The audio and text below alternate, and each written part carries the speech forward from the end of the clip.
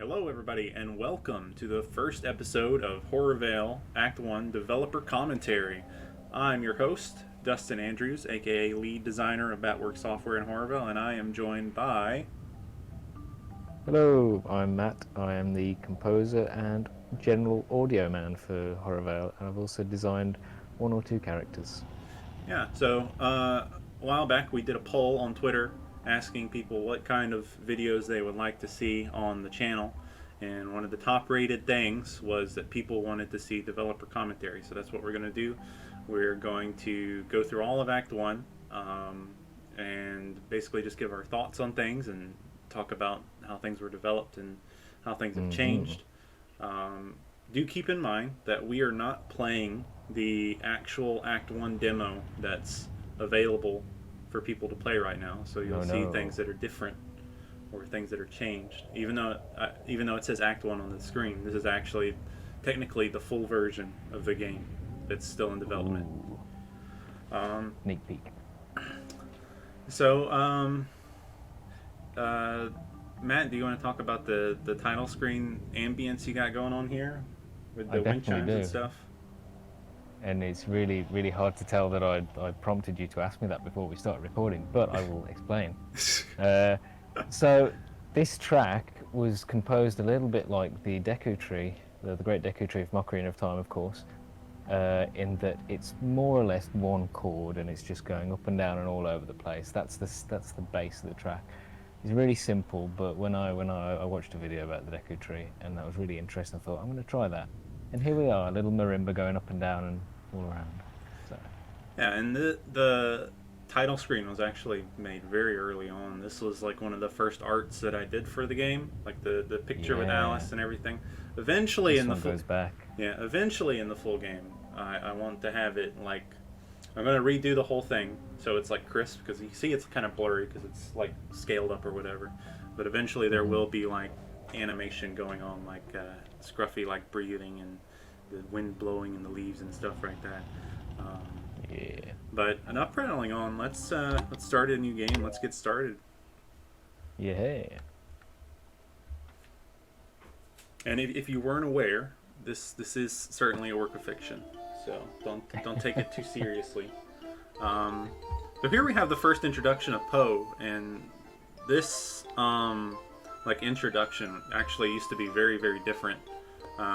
Well, it was more like in the planning stages, but originally we were going to have like this whole like narration animated cutscene kind of thing, and there was going to be like an actual voiceover like explaining the dreaded things. Voiceover. Yeah, and poor Matt here actually recorded a version of that I think he still has like hidden away somewhere, locked in a dungeon, never to be seen again. I know full well where it is, and I've listened to it recently, and for that reason it's staying exactly where it is, and no one will ever hear it. And what we've ended up with here is a lot better.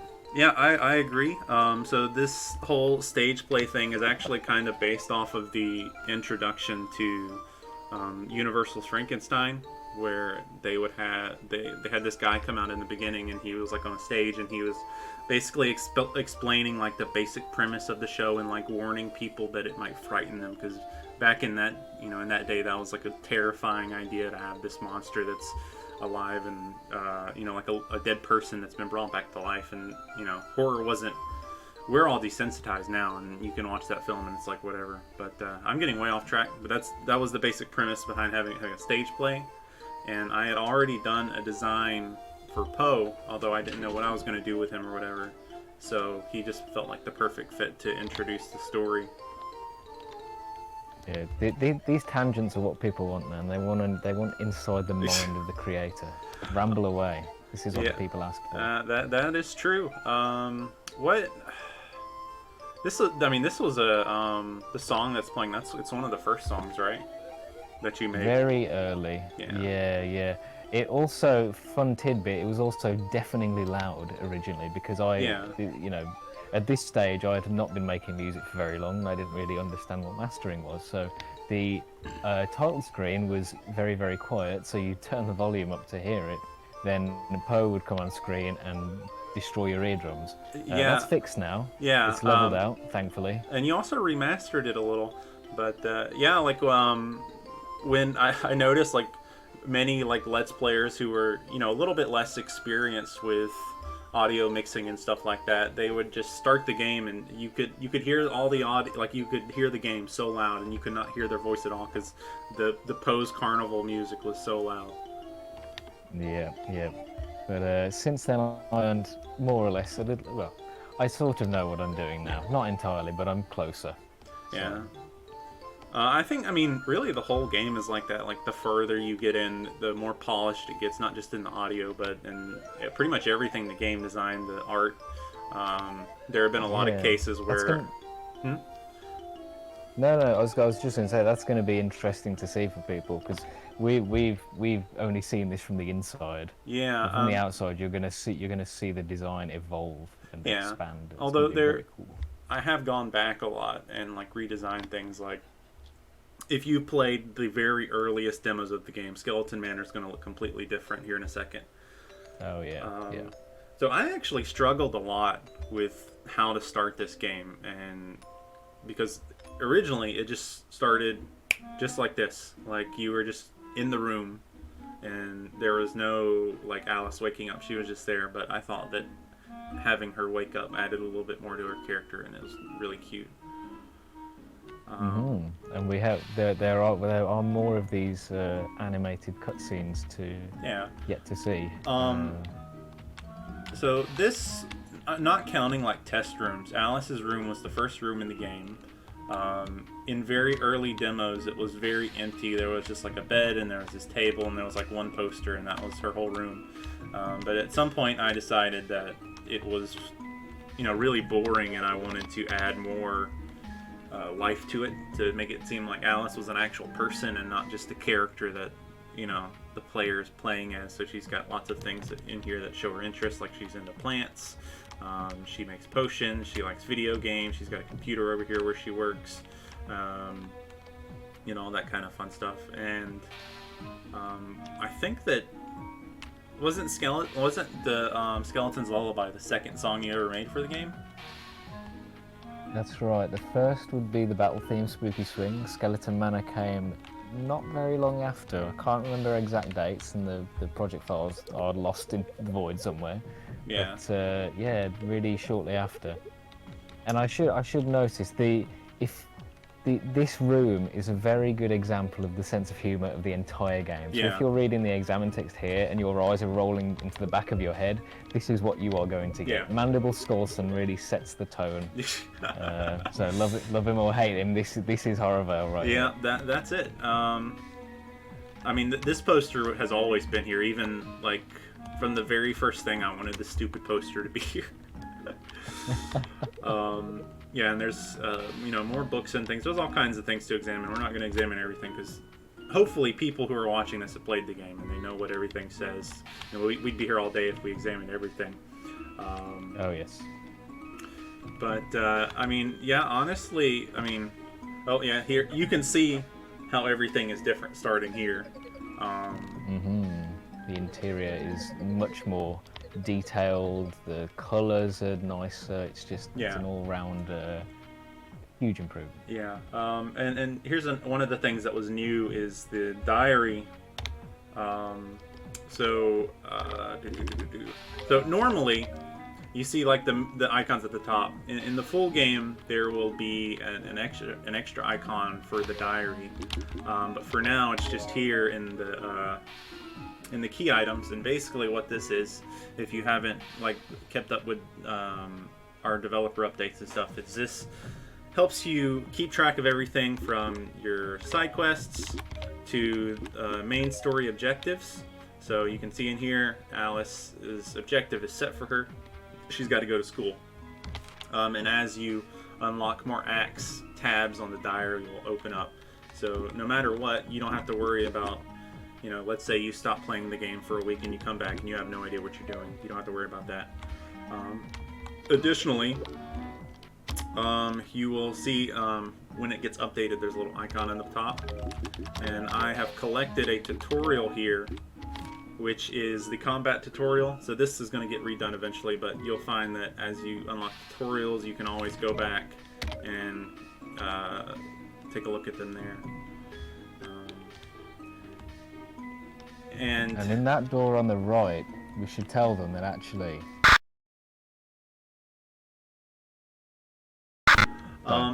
seriously. So, in all honesty, when we first started making this game, it was just like, I was just like, you know, having some fun. I was already making webcomics at the time, so I wasn't seriously thinking about game development. So I just, you know, did some sprites and had Alice walking around a little, like, simple rooms and things like that.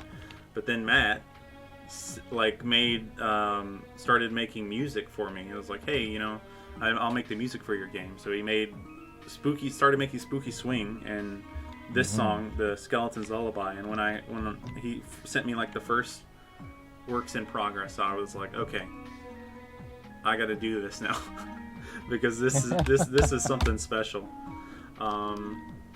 So yeah, another new thing you'll notice is at the top left corner, there's now those key things. So you immediately from the step, you know that you're looking for 4 keys, and it also tells you as you collect them how many you have.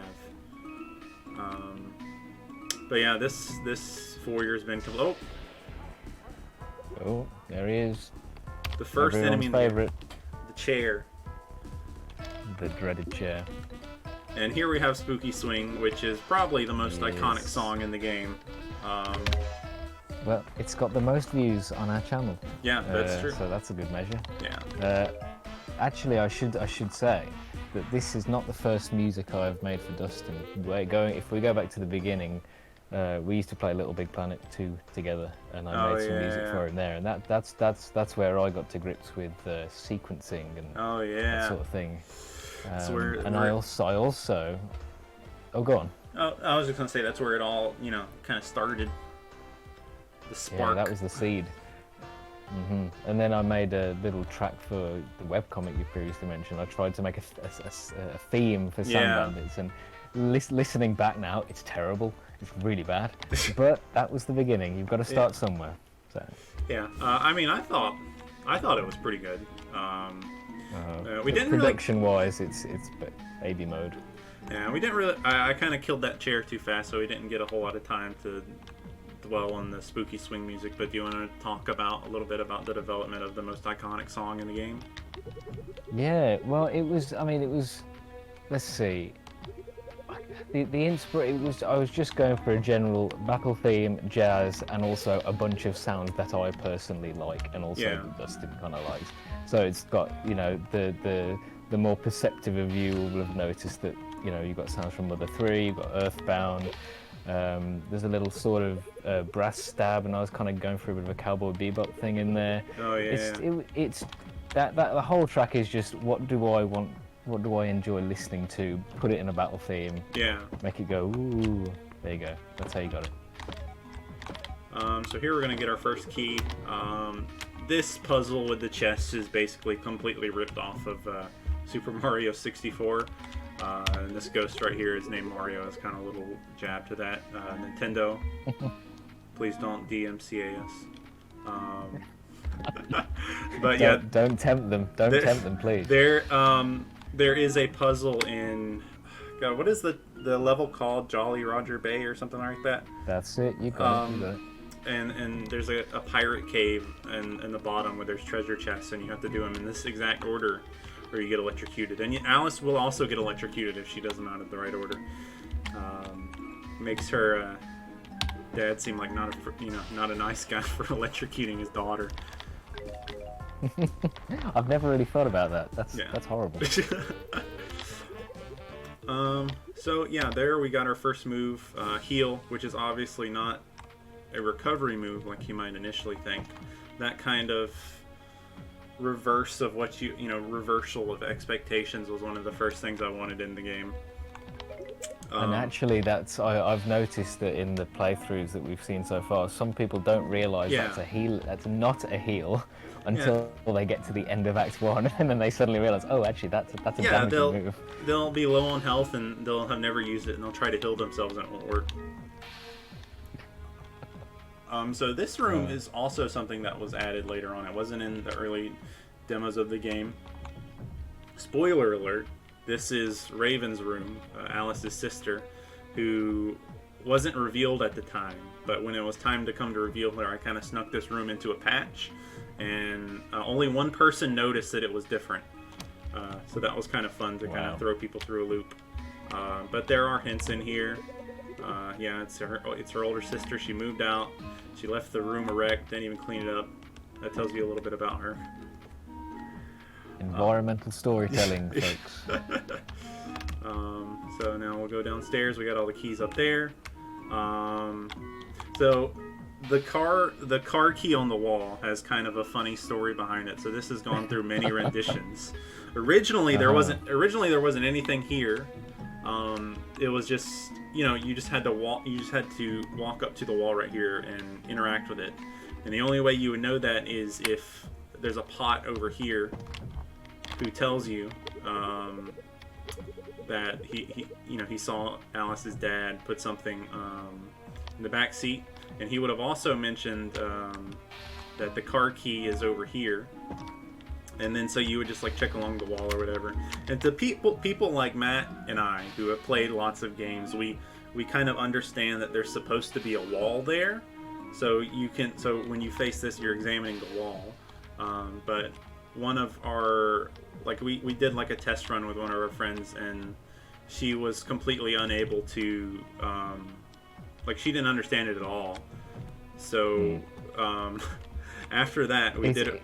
Sorry, go ahead. Yeah, no, I was going to say, if you're not acquainted with RPGs, you wouldn't recognise that empty space as a wall. Whereas because we're seasoned gamers, folks, we know that's a wall. But obviously, it's not that clear if you've not played many games. But, yeah. So then after that, I had this thing where after you go into the garage for the first time and then you come back, there would be a little ghost that would appear here, and he'd be looking at the wall, and then he'd disappear, and you'd be like, oh, that's interesting, I'll go investigate it. I didn't really like that, though, because at that point, it basically gave it away, so then there's no point. But at the same time, there was no real way to have this puzzle without, having some leeway, because it is the first section of the game, and you don't want to turn people off who don't know. So then why would there be a ghost longingly staring at the car keys anyway? So in that vein, I came up with the keys just being there, and the puzzle isn't necessarily that you have to find the key, it's that the key gets stolen by a Netherling, which is the first introduction in the game to Netherlings. So you come in here and you find him, and this guy gives a little bit of backstory about what Netherlings are, because they're like a new concept. They're not based off of anything. They're a HorrorVale original. So he kind of introduces them. And then you just go and kill him. So something fun about the battles that I wanted to talk about before and I forgot. It was originally not going to be like this front-facing kind of thing. If you remember, Matt, in like the very early concepts, it was side view. Yes, but I remember. One of the challenges with that is, if it was just Alice as the only party member, that would be fine. But because Alice is supposed to have a party of 4, have all 4 characters on one side and then also have the enemy on another side, they would have to be like really, really tiny, which is way less expressive. So I thought it would be better to have something like this where it's front-facing, but you can still see the characters come in from the side to hit the enemy. So there's a sense that there's a presence there, like you get to see the characters and everything, but you still get to see a big picture of them, so you can make them more expressive and you can make the enemy pictures bigger as well. That's best of both worlds, I think. Yeah. So now we got the car key, and we can go get another one of the house keys. Oh, I should also get Scruffy here. Yeah, don't forget Scruffy. Yeah. He's obviously going to be a major party member. Going to be here throughout the entire game. And yeah, there you go. So let's unlock the door. We get the house key. And then let's go over to the library and run into this guy. We should say the library was another back and forth conversation we had. as we will get to after this battle, there is a key in here, and there was much debate over how we should display this key, or whether in fact we should display it at all. Yeah. Because originally there was no sparkle; it was just you had to read all the bookcases. Yeah, I mean, this is So kind of... why was the... Well, I was going to say, why was the final decision to have it sparkle in the end? And I think that was my idea. Yeah. I'm going to take credit for the sparkle. So yeah, I mean, the basic premise behind the bookcase room is it's meant to teach the player to examine every object and to, you know, to explore and get things. But because there was nothing there, like no sparkle or anything, to like new players, like we want to be able to bring in people who have never played RPGs before, but at the same time not like pander to them, like not make it too easy. But the tutorial is a case where we can kind of, you know, handhold a little bit, and the sparkling is one way to do that. I do think that, especially now that the library is much bigger, it's kind of necessary to have the sparkle, because checking every single one of these is a little bit obnoxious when there's way more bookcases than there was in the very early builds. Yeah, there's twice as many now. They've doubled up. I do, so this ghost right here, before you get the key, she mentions that there's like a secret hiding here. And I do remember one time there was a Let's Player who played the game and was very confused because they didn't understand that the secret was supposed to be the key. Like, they had played games before, so they were expecting like to find something really cool because the key was obvious. But so I might like change up her dialogue later on so it doesn't confuse people, or, you know, whatever. So now we're coming up to the first time that the game really like throws people through a loop. And that's the stubborn ghost right here. We've seen many players spend a very long time just smacking this guy in the face and getting absolutely nowhere. Yeah, and you know, it's really challenging to, you know, kind of convey the information that you can't kill this guy without just giving away what to do. Because he does, you know, he does like give some hints. Like, he'll say, "Oh, you're, what are you doing? This isn't doing anything. You need to give up." But some people think that it's like they don't talk to the ghost outside, so they just keep hitting him and think that maybe they're doing something wrong or whatever. But I don't think there's really any way to get around it without just destroying the whole concept entirely. So if it takes people a long time to figure it out, I would consider it an important lesson. I mean, I think that the fact that the ghost outside now explains red name enemies, it's pretty straightforward. Yeah. There we go. Oh, she would have said something about the red names. So we also have some fake doors here.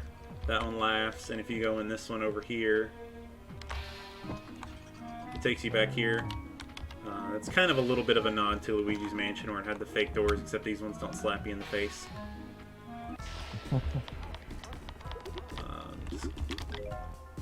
Oh yeah, I guess I should do this. Show this off too. So you can pet the dog, and it makes the chair's attack go down. Scruffy is actually... The chair is moved by your display of emotions.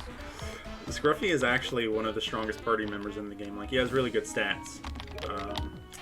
Too bad you don't keep him for very long. Yeah. It's a bit of a tease. And going back to Luigi's Mansion, obviously this one is a reference to that as well. See, this guy raises a lot of questions. Why is the ghost in the shower? Why is there water on the ghost? That's true. I mean, hypothetically, it should go right through him. But, I mean, considering that only ghosts and skeletons live in this house, it makes you wonder why they have bathrooms at all. Who knows? Maybe there is a more significant reason. Play the full game to find out. Yeah, so now we're all saved up. We've got all the keys. So now it's time to rumble with... We're free to go. Yeah, just gonna walk right out the door and... kind of got stuck. It's the lamp. Who could have predicted this? So all of the furniture monsters and the lamp that you're fighting right now are a little bit of a nod to Mother 1, otherwise known as Earthbound Beginnings, where the game just starts and you're being attacked by random furniture that's possessed. Which, also made sense as kind of like a starting enemies before you really start fighting the spookies and the creepies and things like that.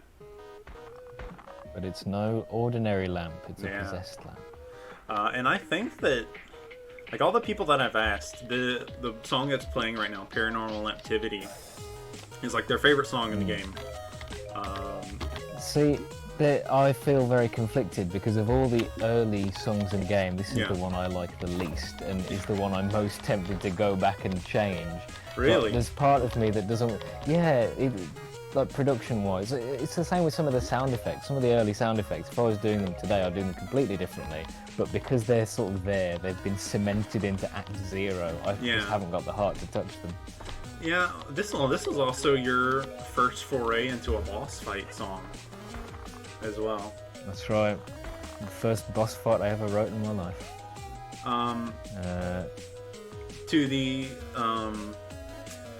To the people who are in tune with the audio, this is actually a sped up version of Skeleton's Lullaby. Obviously with more stuff onto it, it's not just a sped up version, but that is the leitmotif.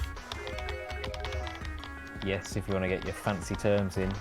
And this is something we've carried on through the rest of the game. The act bosses have a reprisal of some sort of the themes from the area. And I'm really proud of the boss themes. I can't wait for people to hear the ones that they can't hear yet, which is a horrible tease, but there we go. There we go. It's gone. First boss defeated, pretty easy. For a while, the boss was actually kind of absurdly difficult if you didn't recruit Scruffy beforehand. Like, the boss could just kill Alice in 2 hits, and then it was just like that. So he has been nerfed a little bit. And I think that Scruffy actually joins your party automatically now to fight him, even if you didn't recruit him for the rest of the manor. And so something else you might have noticed as we've been killing things is we've been collecting some spoils. As we get into the actual Act 1, I can explain a little bit about what that means and what you can do with this stuff. So there we go. There's some interesting uses for these items. Yeah. So that's that guy dead. So let's go save up before we leave. Is there anything else to touch on before we leave? Like any details? I guess I can talk about this right here. So the cabinet right here with the trophies is actually representative of the contest trophies. Like, for a while we were doing the Make Your Monster contests, where you could submit, drawings of characters and things that you've created to our Twitter account, and we would select like several finalists, and then people would vote on their favorite one, and then that character would be in the game. So you've got like the golden one for like the regular contest, you've got the middle one, which is the diamond one, where you could put in a party member, and then you've got the ruby one, which was a mini boss contest. We've had some absolutely brilliant entries from the contest, by the way. Yeah, and tons of amazing the selection. Yeah, the selection process for the finalists is painful because we had so many good ones. So if you entered and your stuff didn't get into the finalists, please don't be discouraged. It was probably fantastic. Yeah, we got so many. There were several where we got literally hundreds of submissions, and it would be impossible to put every great submission into the game. There's not really much else to touch on in Skeleton Manor. Let's head on out the door into the wild. Yes.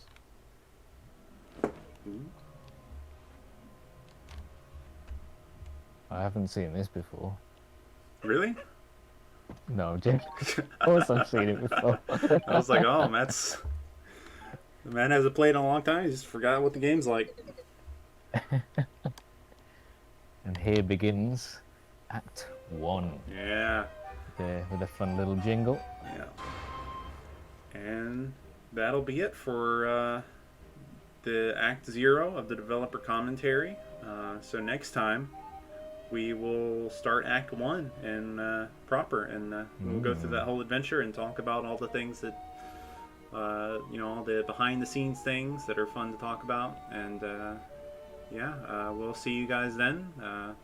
Thanks for tuning in to us rambling for however long this has been recorded.